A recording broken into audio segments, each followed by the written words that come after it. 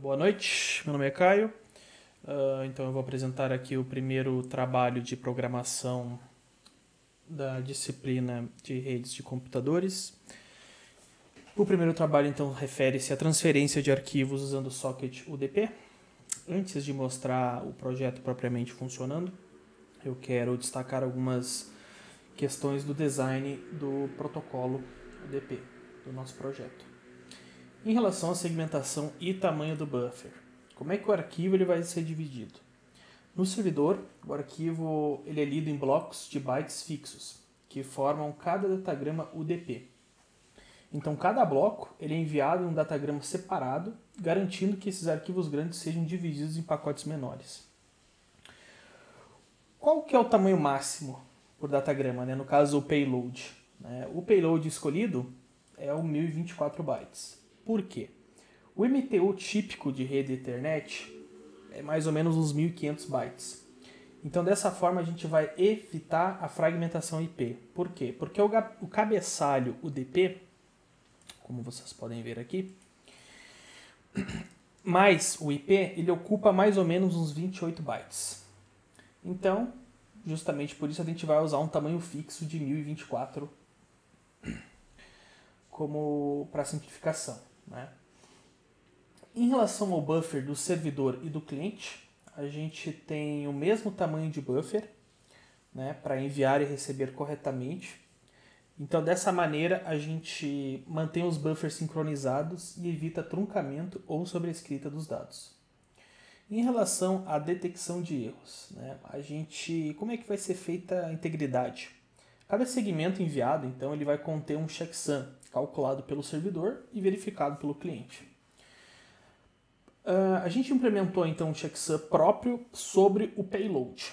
Por quê? Porque o UDP ele não garante a integridade além do checksum nativo do protocolo, sendo assim, então, limitado. No código, a gente está usando o CRC32 porque ele é rápido e confiável, ambos para o servidor e para o cliente. Em relação à ordenação e detecção de perdas, como é que o cliente ele vai saber a ordem correta dos segmentos? Então, cada pacote ele vai ter um número de sequências no cabeçalho. O cliente então ele vai armazenar os segmentos no tree map. Por quê? Porque ele, desse jeito ele vai manter a ordem automaticamente. Então o cliente ele sabe qual que vai ser a sequência esperada. Então se tiver um segmento perdido, por exemplo, uma sequência de número 3, ele vai detectar o segmento, que foi justamente o perdido. No controle de fluxo aqui, o servidor ele vai enviar então um pacote sem esperar confirmação, justamente porque a gente está trabalhando com o UDP. Ou seja, ele não vai ter um controle de fluxo completo, como se fosse o TCP. Então, se ocorrer perdas de pacote, o máximo que a gente vai mostrar é qual o pacote que vai ser perdido aqui. Uma implementação possivelmente avançada era esperar algum ACK do cliente. No código atual que a gente tem aqui, a gente basicamente só simula a perda para testar o mecanismo de retransmissão, que também não tem, justamente porque a gente está trabalhando com o UDP aqui. Nas mensagens de controle, então, o nosso projeto, o nosso protocolo, ele é simplificado. A requisição do arquivo, basicamente, é uma string, então, que o cliente envia. Seria um GET. Ele faz, por exemplo, um GET lá, nome do arquivo. Então, o servidor ele interpreta a mensagem e verifica a existência do arquivo. Como eu havia falado, o envio de segmentos de dados é baseado no datagrama UDP, que contém ali então o cabeçalho e o payload, onde aqui a gente tem o número da sequência, o tamanho é o tamanho real do dado desse pacote, que também é um inteiro aqui, e um checksum do payload, que é o CRC32. Se por acaso o arquivo não é encontrado, o servidor envia um erro de file not found, que basicamente vai falar então que o arquivo não foi encontrado. Vocês podem ver aqui. No fim da transmissão, ele vai ser basicamente determinado pelo último segmento com um tamanho do buffer menor do que o buffer total que a gente tem, que é o 1024, menos 12. ou um sinal especial. Bom, agora vamos demonstrar propriamente o projeto, né? Vamos aqui então abrir o terminal e vamos rodar o projeto aqui, o .class do servidor.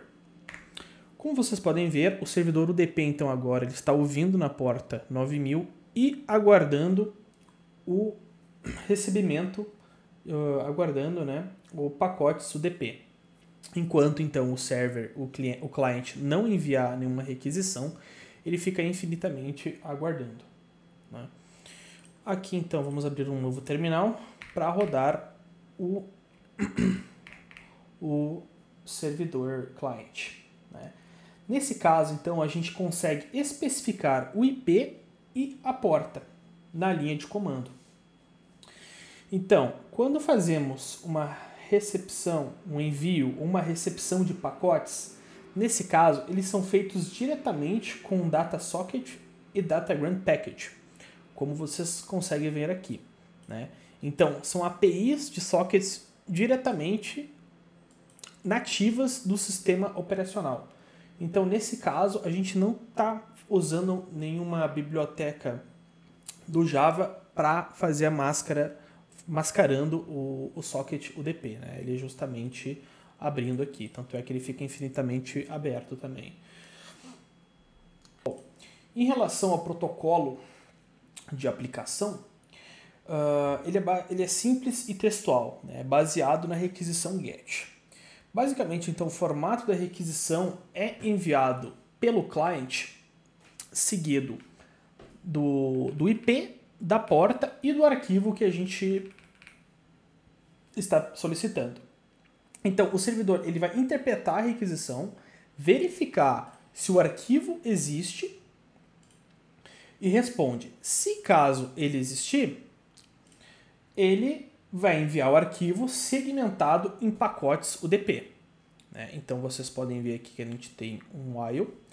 Justamente, então, ele vai ignorar também todas as requisições inválidas diferentes do GET.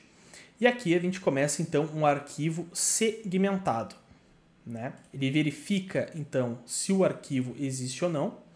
Se, no caso, existir, a gente começa a criar espaço para o cabeçalho e fazer o processo de envio por pacotes UDP, né? Então, esse protocolo ele vai funcionar também para arquivos diferentes. Como no exemplo aqui, então, a gente vai fazer a requisição aqui do texto desse teste1.txt. Vocês podem ver que no terminal aqui o arquivo foi recebido com sucesso. E no terminal do server, o arquivo foi enviado. Tanto é que vocês podem ver aqui que o recebido teste.txt é um lore y, foi feito corretamente com todos os pacotes. Também não teve perda, justamente por se tratar de um arquivo pequeno. Nesse caso, então, a gente quer, além de um TXT, a gente pode pegar um outro. Vamos testar aqui com um boleto.pdf. Nesse caso aqui, por ser um PDF, ele já tem um tamanho diferente. Aqui a gente já tem descarte de segmentos. Ou seja, a gente está fazendo uma simulação de perda de pacotes. Bom, gente, em relação então à transferência e segmentação, o que acontece? Como a gente viu, a gente joga isso aqui no terminal para iniciar o servidor e ele fica aguardando então requisições. Mas exatamente aonde que isso aqui acontece, né? Então, a gente tem um while true aqui, que ele fica gerando infinitamente. Já temos a criação do package, ou seja, as APIs de sockets do UDP, né? Temos a criação do buffer size, que é justamente os 1024 bytes, que também no client é a mesma coisa. Então, enquanto a requisição for diferente de GET, a interpretação for diferente do GET, a gente vai continuar esperando a requisição, né? O diretório base, então, ele vai conter todos os arquivos que a gente vai requisitar. Justamente por isso existe um ponto aqui depois do 9000. Como vocês puderam ver, a requisição que fizemos foi o IP, a porta e o arquivo que queremos. Então, basicamente, o cliente ele está enviando a requisição GET boleto PDF, por exemplo. Então, o servidor ele vai ler esses blocos do tamanho do buffer menos 12 bytes, que é justamente mais ou menos o tamanho do cabeçalho, né? Então, aqui no server, a gente tem o envio do arquivo segmentado, né? Então, cada bloco ele vai ser enviado em um datagrama UDP separado. Mas como é que funciona, então, esse cabeçalho? Ele é dividido, então, pelo número da sequência, o tamanho e o checksum, que é o cálculo do CRC32 sobre os dados de cada segmento aqui. Então, a gente tem, como por exemplo, né, um exemplo, o buffer de 1024 bytes, o payload real seria os 1024 menos os 12 do cabeçalho, justamente para evitar a fragmentação do IP, né, como eu havia explicado lá anteriormente, por causa do MTU típico da Ethernet. Como a gente demonstrou, arquivos que têm já um tamanho grande, a gente está tendo riscos de perda de pacote maior. Agora, segmentos muito pequenos, vai acontecer mais overhead. Então, a gente precisa de muito mais pacotes para transmitir. Então, no caso, como que funciona os mecanismos de confiabilidade? Em relação à ordenação, como eu havia explicado, cada segmento é enviado pelo servidor, que contém um número de sequência no cabeçalho. Então, o cliente, a gente tem um while retrieving aqui também, que ele vai aguardando, depois da requisição que a gente faz, o recebimento do arquivo. Nesse caso, o cliente vai ler o número e armazenar o pacote aqui no Receive Segments, ou seja, ele está armazenando num tree map, que a gente instancia aqui em cima. Por que um tree map? Porque ele vai manter os segmentos ordenados por sequência. Então, os pacotes vão ser enviados, a gente vai recebendo, e esse tree map vai ordenando os pacotes por sequência. Justamente por quê? Porque na reconstrução dos pacotes validados, ele vai garantir a montagem final do arquivo siga a ordem correta dos segmentos, né? Então, como eu mostrei aqui anteriormente, aqui no teste1 TXT, a gente não teve uma simulação de perda. Justamente porque aqui a gente está simulando mais ou menos 10% de perda de pacotes, né, com números aleatórios. Por se tratar de um valor baixo de tamanho aqui no TXT, ele não teve, né? Mas aqui no PDF a gente já consegue ter uma ideia, né? Então aqui foi descartado o segmento 15, 28 e 48. Nesse caso, na reconstrução do pacote, do tree map, ele reconstruiu com todos os pacotes recebidos, menos esses 3 que não foram validados, né? Então, se a gente abre o boleto ali, que é o recebido boleto, deixa eu abrir ele aqui, vocês podem ver que aqui embaixo ele já não consta algumas partes. Justamente por quê? Porque a gente fez as reconstruções dos primeiros segmentos, que provavelmente contemplou essa página inicial, e a segunda página foi o que deu problema. Em comparação ao boleto original, vocês conseguem ver que essa página aqui não teve, justamente porque ele reconstruiu na ordem, só que aqueles segmentos lá invalidaram o PDF final, né? A integridade. A integridade, como eu havia falado, o servidor ele vai calcular, então, o CRC do 32 sobre os dados de cada segmento. Então, a gente está instanciando um, vai fazer o update com os bytes lidos e o input justamente do número inteiro do valor que a gente está obtendo. O cliente, então, ele vai recalcular também o CR2 aqui do payload recebido e vai fazer uma comparação. Então, dessa comparação, a gente vai justamente ver se o segmento ele foi corrompido e descartado.